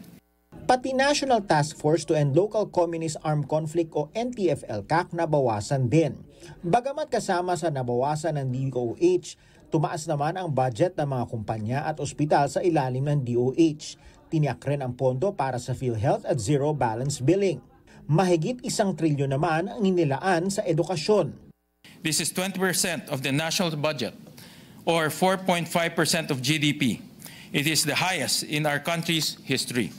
Pinadagdagan din ang subsistence allowance ng uniform services. Kasama naman sa listahan ng mga tanggapang inirekomenda ng komite na madagdagan ng budget ang mga tanggapan nila Pangulong Ferdinand Marcos Jr. at Vice President Sara Duterte. May dagdag pang gastos ang OP para sa biyahe, training, supplies, utilities, komunikasyon at iba pa. Balik naman sa original na budget ng OVP na mahigit 889 million para sa financial assistance and subsidy, biyahe, supplies at professional expenses ang dagdag na pondo. RG Cruz, ABS-CBN News. Hindi na itutuloy ni Senate President Pro Tempore Panfilo Lacson ang pag-imbita kay dating Congressman Zaldico na dumalo sa pagdinig ng Blue Ribbon Committee tungkol sa anomalya sa mga flood control projects. Samantala, sinabi naman ni Senator Amy Marcos na makagamitin ng hearing para linisin ang pangalan ni dating Speaker Martin Romualdez. Bagay na ayaw ng patulan ni Lacson. Nagbabalik, RG Cruz. Alam naman natin ang totoo. Hindi matanggap ni Senador Amy Marcos ang nasabi ng kapatid na si Pangulong Ferdinand Marcos Jr. na wala pang ebidensyang nagdidiin sa pinsang si dating Speaker Martin Romualdez sa flood control scandal. Oo, narinig ko nga. Oo, kamuntik na akong nalaglag sa upuan. May impormasyon ng senadora na lilinisin umano ang pangalan ni Romualdez sa pagdinig ng Blue Ribbon Committee bukas, Biyernes. Yung mga congressman pupunta doon, may script na daw sila at yun nga, liliwanagin na walang kinalaman si Martin Romualdez. Yun ang pagkaintindi ko. Pero hindi ko inaaway mga congressman, napag-utusan lang yung iba dyan. Puna pa ni Marcos, puro senador ng minorya ang nadidiin. Kaya pakiramdam niya, may tangkang siraan na naman ng Senado. Alam ng taong bayan na flood control ang issue. Bakit nauwi sa Dolomite? Linilihis eh. Talagang linilihis, napaka-squid tactics na nito. Talagang ginugulo lang ang isipan natin. Ang issue noon, ang dating speaker at ang Congress. Ngayon, ang kakasuhan, puro senador. Hindi ka ba magtataka sa mga pangyayari? Sinabi rin ni Marcos na dadalo sa Blue Ribbon hearing si dating Congressman Zaldico sa pamamagitan ng video conference. Habang dadalo rin ang isa pa nilang pinsan, sina Botas Representative Toby Tiangco. Confirmed na siya. May karagdagang ibubunyag. At ang ating VIP, hindi na star witness kasi hindi na appear ang dating speaker, kundi ang darating daw si Saldico on Zoom. Yun ang latest na balita, baka magbago pa. Sagot ni Senate President Pro Tempore Panfilo Lacson, hindi na niya itinuloy ang planong imbitahin si Ko dahil baka may sabihin lang siyang wala namang pakinabang sa investigasyon. Dagdag ng Blue Ribbon Committee Chair, nagpasabi ang kampo ni Ko na nasa Amerika ang dating mambabatas para sa isang medical procedure, kaya hindi makakadalo sa pagdinig. Sa ngayon, sabi ni Lacson, si Tiangco lang ang kumpirmadong dadalo sa pagdinig sa Biyernes. Nitong Miyerkules, sinabi ni Marcos na babawiin umano ni Orly Gutesa ang mga naging pahayag niya dahil tinakot umano ito at iba pang mga testigo.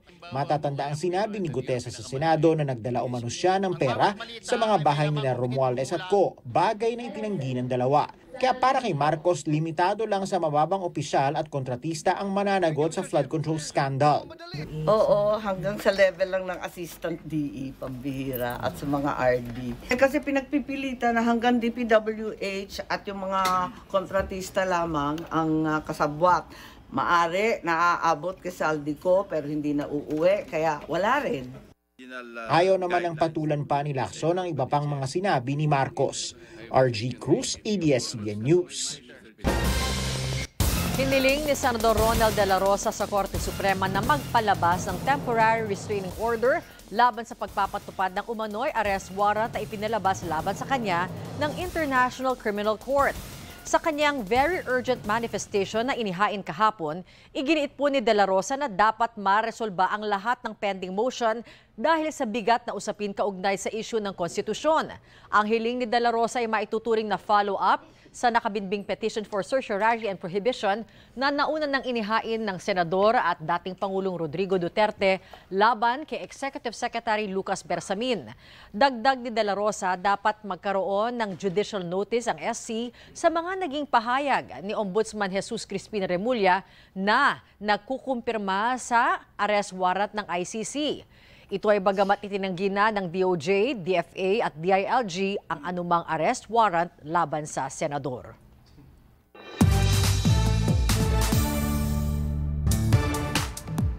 Kabi-kabila ng activities ng Miss Universe 2025. Dumating na sa Pattaya, Thailand ang mga kandidata para sa inaabangang swimsuit show na gaganapin sa Biyernes. Puspusan ng rehearsals ngayong araw. Spotted ang pambato ng Pilipinas na si Atisa Manalo sa hotel lobby na naka-dark purple jumpsuit. Si Atisa ay isa sa mga nangunguna sa botohan online para sa Miss Congeniality, Miss Photogenic at Miss Beautiful People.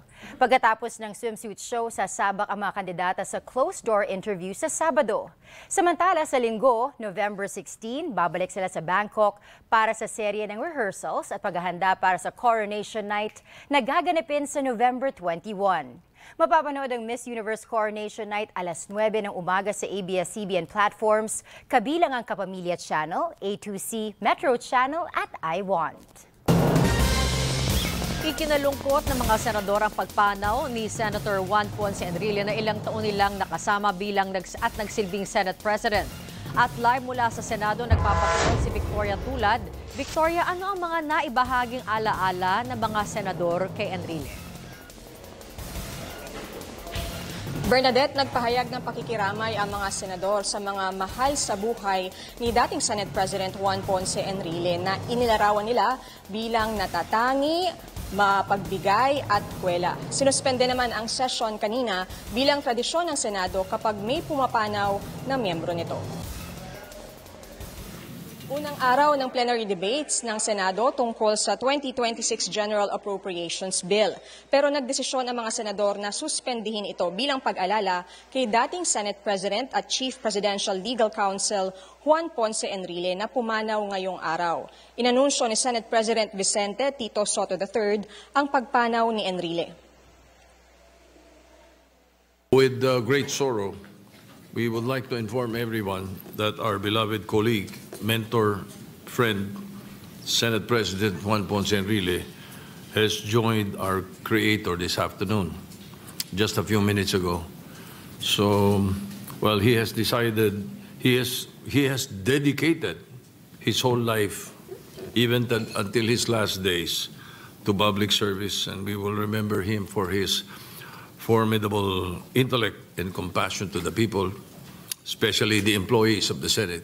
The traditions and historical tradition of the Senate is if our colleague passes away, particularly this time it's a former Senate president, we usually adjourn session and then resume the following day to give honor to our colleague who led the Senate for many years and well loved by our staff and members of the Secretariat. Iba-ibang magagandang alaala ang ibinahagi ng mga senador tungkol kay Enrile. We could never forget his tireless efforts to always keep the image of the Senate at the level of statesmen and women. And we learned so much from the good gentleman from Cagayan. As a matter of fact, when he would speak to us, Mr. President, we were always at awe with his legal mind. Nakakalungkot, no? Dahil si Manong Johnny is probably sa history, hindi wala nang makakatalo sa kanyang length of service sa gobyerno. I will always remember him because he was my seatmate, no, during my first term in the Senate in 2013. Enrile, Ercito. So for those years na magkatabi kami, siyempre, I learned a lot from his wisdom, knowledge, and mga advices niya. Sa isang pahayag, sinabi ni Senador Lito Lapid na nawalan ang bansa ng isang katangi-tanging tao at mambabatas. Itinuturing din niyang mentor si Enrile at hindi umano matatawaran ang kanyang kaalaman. Lubos ding ikinalungkot ni Senador Jinggoy Estrada ang pagpanaw ni Enrile na itinuturing niyang ama. Nagpasalamat siya sa tiwala nito at sa mga ibinigay na aral. Si Senador Joel Villanueva nakiramay sa pamilya at mga mahal sa buhay ni Enrile. Iniwan umano niya ang isang legasiya ng pamumuno at serbisyo publiko sa lehislatura at ehekutibo. Matagal ding nakasama ni dating senador at ngayoy Department of Finance Secretary Ralph Recto si Enrile. Noong 1992, kasama ko na sa Kongreso. So I've worked with him for more than 33 years. Nagkaroon kami ng maraming debate, marami din kami napagkasunduan. So I remember him very fondly. Mr. President, ayon kay Soto, maaring magsagawa ng necrological service ang Senado para kay Enrile kung hihilingin ito ng kanyang pamilya. Bernadette, naka-half-mast na rin ang watawat dito sa Senado bilang paggunita kay Enrile. Samantala, bagaman sinuspindi nga yung session hanggang sa Lunes, ay tuloy pa rin bukas, Friday, 10 a.m., yung pagdinig naman ng Blue Ribbon Committee tungkol sa flood control scandal. Bernadette? Maraming salamat, Victoria Tulad. Isang malapit na kaalyado ng mga Marcos, pero isa rin sa mga naging mitsa ng 1986 People Power Revolution. Bukod sa maraming dekada ng panunungkulan sa pamahalaan, tumatak din ang kanyang papel bilang Senate President at Presiding Officer ng Corona Impeachment Trial. Isang pagbabalik tanaw sa buhay ni Juan Ponce Enrile sa pagpapatrol ni RG Cruz. Sa kanyang mahigit isang siglong pamumuhay, nakilala ng ilang henerasyon ng mga Pilipino si dating Senate President Juan Ponce Enrile bilang Defense Minister ni Pangulong Ferdinand Marcos Sr., katuwang sa pagtataguyod ng martial law at diktadurya. I was not the most trusted. I guess he just trusted my judgment and probably he thought that I was skilled enough as a lawyer to be able to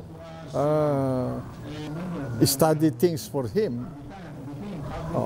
And he asked me to study his powers under the Commander-in-Chief provision of the Constitution, and I enlisted too in the Department of Justice to help me.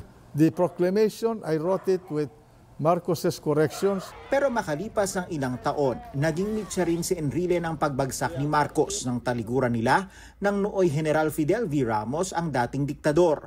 Pero kailan lang tilang iba ang tingin ni Enrile sa papel niya sa 1986 People Power. So the uprising of what became EDSA was not a break with my father. It was an opposition to this junta. Correct. Ipinanganak si Juan Valentin Purganan Ponce Enrile sa Cagayan noong February 14, 1924. Nagtapos siya ng abogasya sa University of the Philippines. Kasal kay Cristina Castañer. May 2 anak si Enrile, sina Jack at Katrina Ponce Enrile. Nanilbihan bilang senador ng 4 na termino hanggang noong 2016 si Enrile. Nagsimula sa minorya hanggang maging Senate President noong 15th Congress. Dito siya tumatak muli sa panibagong henerasyon ng mga Pilipino bilang presiding officer ng impeachment trial ni dating Supreme Court Chief Justice Renato Corona noong 2012, kung saan hinangaan ang brilyo ni Enrile sa larangan ng batas. Noong 2014, naharap rin si Enrile sa kasong plunder matapos masangkot sa pork barrel scam, kasama ang dating Chief of Staff na si Gigi Reyes at si Janet Lim Napoles. Pero nitong Oktubre 2025, acquitted o balang sala ang naging hatol sa kanya ng Sandigan Bayan. Nagbalik sa serbisyo publiko si Enrile noong 2022 sa edad na 98 bilang Chief Presidential Legal Counsel ni Pangulong Ferdinand Marcos Jr. Mahaba at makulay ang buhay ni Enrile bago siya nasabak sa politika. I was contented with just being a fisherman or an ordinary person. I was earning 75 centavos a day, working from 6 o'clock in the morning until 6 o'clock in the afternoon. The minimum wage at that time was 1 peso, by the way. At dahil sa talino at galing, napansin siya ni Marcos Sr. Doon na nag-umpisa ang kanyang ilang dekada sa iba't ibang pwesto sa gobyerno. Past the middle of January 1966, I entered his office and then he whispered something to his aide, and then all of a sudden Mrs. Marcos and Cristina came out with the other blue ladies, and then he asked me to raise my right hand and gave me a piece of paper to read my oath as Undersecretary of Finance. That's how I entered the government. He was not a man. Then I agreed to stay only for 1 year. Many times I went to Marcos to resign. The last time was July 18, 1983. And Marcos refused to let me go. I said, to quote his word, we started this together, we finished it together. And he said it prophetically. Mahaba ang listahan ng mga hinawakang pwesto sa mga kumpanya at ahensya ng gobyerno ni Enrile. Bukod pa sa ilang termino bilang mambabata sa magkabilang kapulungan ng Kongreso. Noong 2024, pinarangalan ng Senado si Enrile dahil sa kanyang mahabang serbisyo sa gobyerno. May iniwan din siyang paalala sa mga miyembro ng Senado at sa sambayanang Pilipino. You are now in charge of this country, and this country must be handled by every generation of Filipinos. No one, no president, no senator, no member of the House can singly develop this country. It must be developed by the collective effort of every Filipino and every generation. It is the only country that we have, and we happen to be here.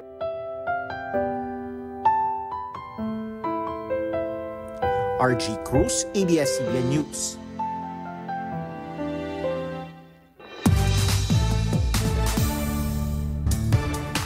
Naantig ang BINI dahil sa mga papuri sa kanilang bagong single na Paru-Paro. Touchdown naman si Maki sa Qatar para sa kanyang unang solar concert doon. Nagpapatrol, Ana Cerezo. Dumating na si Maki sa Doha, Qatar, dala ang kanyang color coaster. Bago umalis ng Pinas nitong Miyerkules, sinabi ni Maki na siya uli mismo ang magdidirect ng concert sa November 14.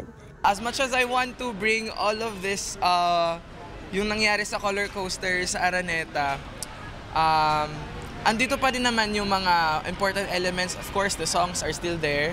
And yeah, I'm so excited kasi syempre ibang version naman yung sa Doha and sa Dubai.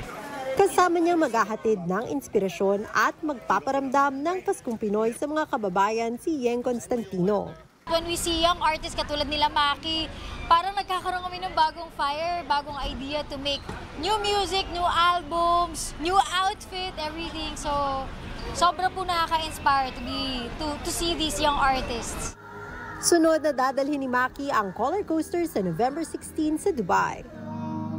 Sa November 14, 15 at 16 naman, bibigyan ng bagong kulay ni national artist Ryan Cayabyab ang kanyang timeless composition sa Maestro Class concert sa Proscenium Rockwell. Very important milestone, especially because this is the first concert that Proscenium has actually planned out, for them to actually offer me a solo concert with guests. Ang magbibigay buhay ng mga bagong interpretasyon ng mga awit ni Mr. C ay sina Asia's Nightingale Lani Misalucha at Concert King Martin Nivera. I'm really very excited because ngayon lang kami uli magkakasama ni Maestro sa isang concert. You're singing his songs, the ones he wrote and arranged, perfected, kasama din siya. So medyo nakaka-tense to because you have to sing his songs with him behind you, playing the music. Naantig naman ang Nations Girl Group na BINI sa mga papuri ng Blooms na napapanahon at nakaka-inspire ang mensahe ng single nila na Paru-Paro. Sobrang feel good niya. Ang ganda lang din ng feedback. Katulad ng mga sinasabi ng Blooms na sobrang timing daw, ang perfect ng timing na nirelease namin to. Kasi ang dami nangyayari ngayon di ba? May lindol, may bagyo. Unang itatanghal ng girl group ang Paru-Paro sa Binified Concert sa Philippine Arena sa November 29. Ana Cerezo, ABS-CBN News. Bahagi na ng selebrasyon ng Paskong Pinoy ang mga awitin ng Christmas Station ID ng ABS-CBN. Marami nga po ang nagsasabing animoy hudyat ito ng Kapaskuhan sa Pinas. Isa sa mga unang kapamilya station ID ang Sabay Tayo, na unang narinig at nasilayan 2 dekada na ang nakalipas. Balikan po natin ang kwento nito sa pagpapatrol ni Anjo Pagawisan.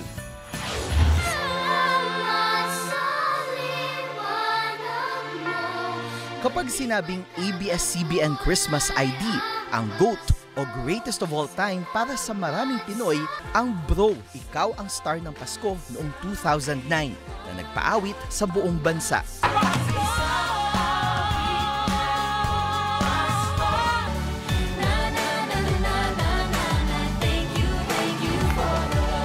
At mula noon,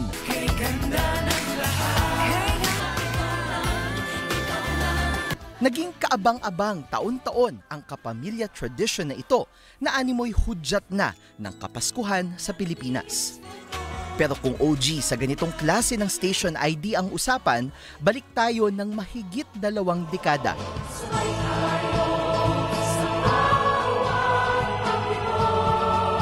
Ito ang Sabay Tayo Kapamilya, ang ABS-CBN Christmas Station ID noong 2004. Hindi gaanong pamasko ang tunog at mas maiksi kesa sa nakasanayan ngayon. Pero ito ang naglapag ng mga sangkap na tumatak sa maraming sumunod na kapamilya Christmas ID. Sabay tayo sa lahat ng nais. Ang all-star lineup ng kapamilya singers, mga Pilipino sa mga probinsya at ibang bansa, mga grupo o individual na tatak Pinoy pride, may pasurpresa sa gitna. At ang tinatawag na convergence shot o pagsasama-sama ng kapamilya artists at personalities na tila 2000-era version ng iconic shot ng ABS-CBN employees kasama si Kapitan Henny Lopez. Kung ginawa natin to, wala akong muwang-muwang masyado na magiging big siya. Sa akin, very big because it's the first and only big project na recording that I did for ABS-CBN. Unang kanta ito para sa ABS-CBN ng veterano na noon sa advertising na si Robert Labayen, 5 taon bago niya isinulat ang Star ng Pasko. Likha naman ang musika ni Jessie Lasaten, na suki na bilang scorer sa mga programa at Station ID. All out nga at enggrande ang music video na dinirek ng yumaong si Luigi Santiago.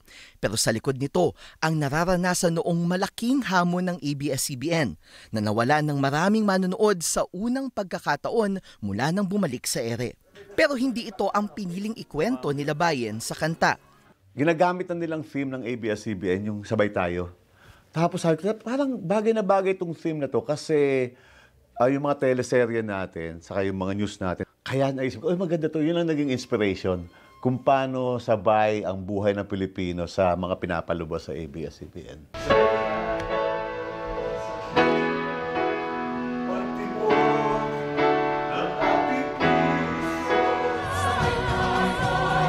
Makalipas ang 2 dekada, maraming sumunod na awit ng Christmas ID at mga panibagong hamon. Salamin pa rin ang awit ng puso ng Kapamilya Company. Isang mensahe na nananatiling totoo sa lahat ng panahon, hindi lang tuwing Pasko. Anjo Bagawisan, ABS-CBN News.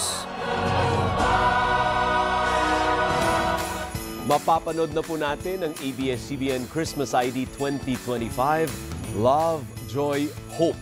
Sabay tayo ngayong Pasko. Bukas po yan, November 14, bago mag-TV Patrol.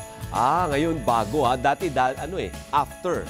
Samantala, mapapanood po sa mas maagang oras ang TV Patrol Express bukas at Lunes simula 5:15 ng hapon. Go ahead. Bago tayo magtapos, tayo po'y nakikiramay sa pamilya ni former Senate President Juan Ponce Enrile. Ang aming pong pakikiramay. Opo, our prayers with the family. At yan ang mga balitang binantayan namin para sa inyo. Tuloy-tuloy ang pagpapatrol sa Kapamilya Channel, Kapamilya Online Live at A to Z. Ako po si Karen Davila. Hindi ka ba excited? Ang tagal nang inintay natin sa shoot natin. Dapat maganda yung natin. Ang abrupt? Ano ba yun? Kasi akala ko mag-a-adlib ka pa. Sige na, go. Ano yun? Ito, Hindi siya excited. Hindi siya excited. 42 days to go bago magpasko. At para sa iba pang balita, mag-log on sa abs-cbn.com. Maaari nyo ring i-scan ang QR code sa inyong mga screen. Asan na? Ayun, dito. Ayan o.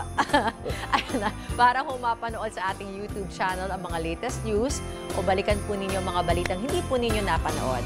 Napakikinggan din ang TV Patrol sa DZMM Radio Patrol sa 6:30. Ano bang hamon, ano bang panahon, tapat kaming maglilingkod. Ako po si Bernadette Zambrano. At sama-sama pa rin tayo gabi-gabi sa All TV. Ako naman po si Alvin L. Chico. Sa ngalan ng ABS-CBN News, in the service of the Filipino. Maraming salamat at magandang gabi, bayan!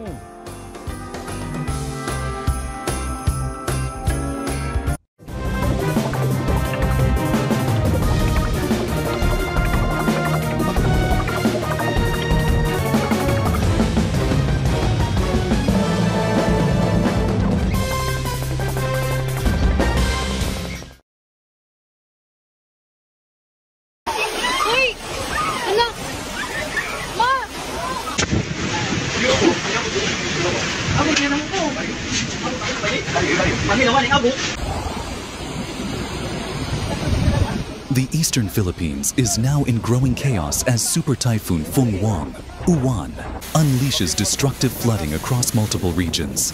Massive surges drowned coastal villages within minutes, turning clear roads into dangerous brown rivers. Authorities warn that the situation may worsen overnight as new rainfall bands continue to form.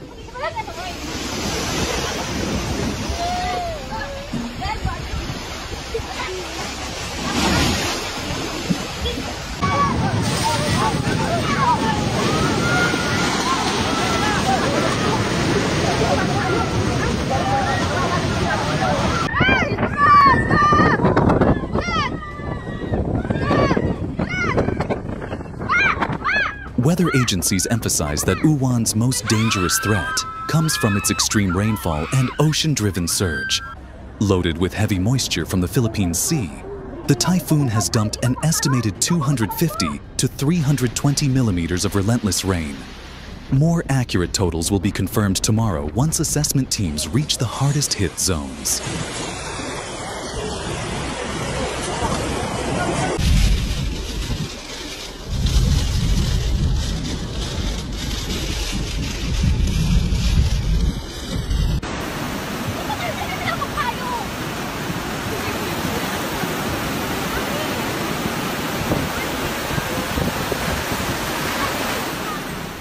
Specialists describe the rainfall structure as alarmingly dense and unusually persistent. They warn that its outer bands may intensify within the next 12 to 24 hours. Communities are urged to prepare for additional flooding as the system continues pulling moisture from surrounding waters.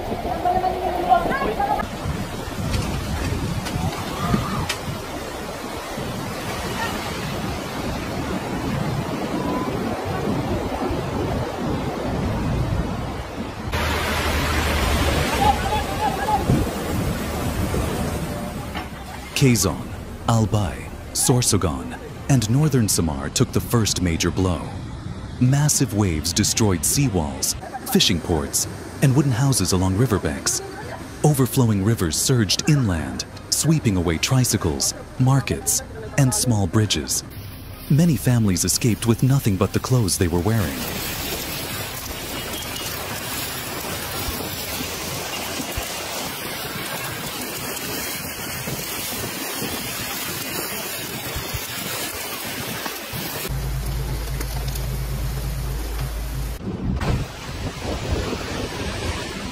New evacuation data from these provinces is expected in the next bulletin.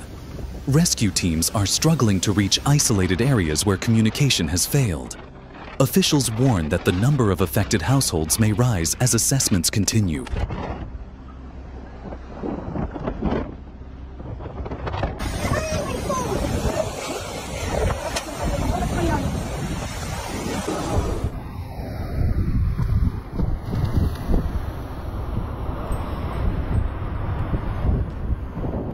In the Bicol region, the situation has spiraled out of control. Several towns remain submerged under 3 to 5 meters of water as storm surge combines with non-stop rainfall. Cars float like debris, markets are filled with swirling waste, and entire blocks are lost beneath dark, churning water. Power outages continue expanding across multiple districts.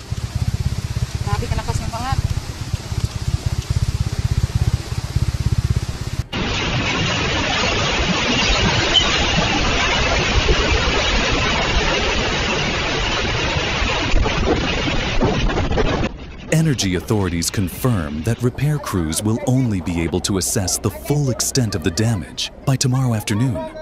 Several transmission lines remain offline due to dangerous conditions. Residents report hearing transformer explosions throughout the night.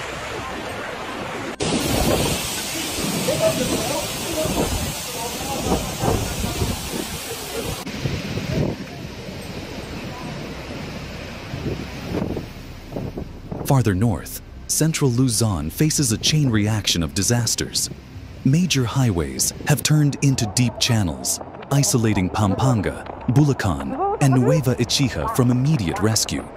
Some evacuation centers have taken in water, forcing people to relocate again in the middle of the night.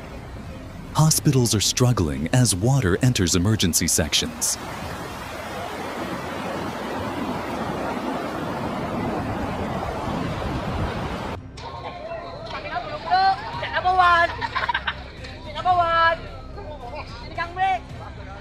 Metro Manila is dealing with severe urban flooding despite being far from the storm's center.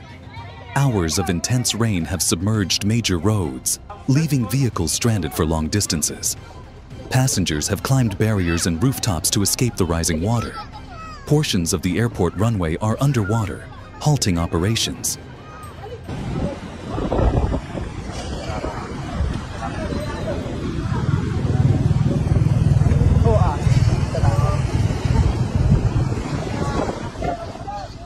Airport authorities will release updated flight advisories early tomorrow. Overflowing canals continue pushing floodwater into homes. MMDA warns that more barangays may face sudden flooding overnight. Disaster teams warn that additional landslides may occur due to saturated ground, with updated advisories expected in the morning once visibility improves.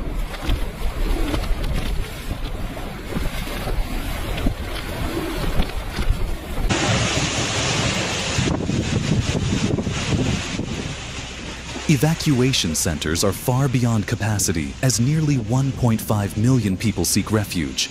Many arrived exhausted and drenched, describing water rising like a giant faucet opening. Several barangays used rooftop flashlights to signal rescuers. DSWD will release updated figures at tomorrow's 10 a.m. briefing.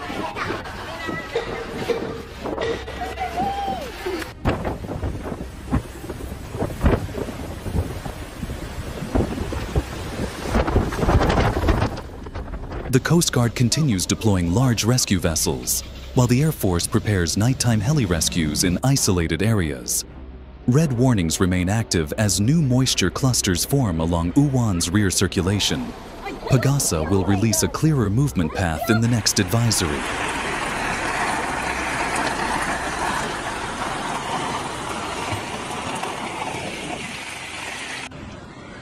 Emergency responders are battling worsening conditions as sirens echo across powerless towns. Communication lines have collapsed in several provinces, isolating communities still waiting for help. Officials say the full scale of destruction will only be known after tomorrow's daylight assessments.